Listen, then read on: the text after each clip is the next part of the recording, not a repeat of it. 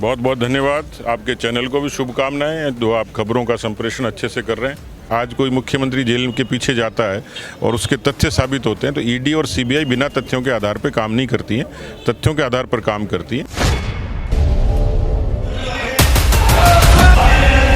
लोकसभा चुनाव का बिगुल बज चुका है। राजस्थान की श्रीगंगानगर लोकसभा से प्रचार प्रसार के लिए सतीश पूनिया जी आए हैं। पूनिया जी, सबसे पहले आपका स्वागत है। बहुत बहुत धन्यवाद। आपके चैनल को भी शुभकामनाएं। जो आप खबरों का संप्रेषण अच्छे से कर रहे हैं। पूनिया जी, सबसे पहला सवाल मेरा यही है, लोकसभा में 400 पार का दावा किया जा रहा है, क्या लग पा रहा है कि अब की बार 400 पार होगी?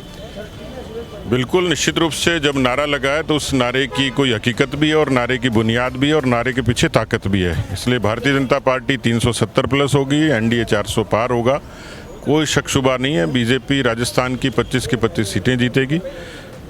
जिस तरीके से कार्यकर्ता परिश्रम कर रहा है, जिस तरीके से भारत के जनमानस ने मोदी जी को नेतृत्व के तौर पर चुना है, वो बरकरार रहेगा। श्रीगंगानगर सीट की बात करूं तो आपने चेहरा फेस चेंज किया है, क्या लगता है जो पुरानी जीत थी 2019 की, वो जीत सेम रहेगी या उससे मार्जिन बढ़ाएगा?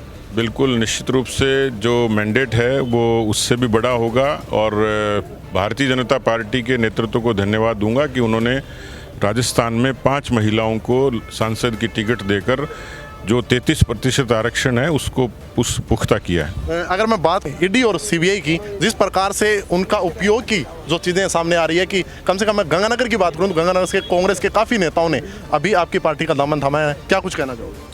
अच्छा शब्द इस्तेमाल किया। तो ईडी और सीबीआई अपनी स्वतंत्र संस्थाएं हैं, उनका अपना एक जुरिस्डिक्शन है, वो मेरिट के आधार पर तय करती हैं। उनके लिए सब बराबर हैं। कानून अपना काम करेगा, राजनीति सियासत अपना काम करेगी। इसलिए मुझे नहीं लगता कि उससे पहले जिस तरीके का यहाँ दृश्य होता था, आज वो निरपेक्ष तरीके से काम करती हैं।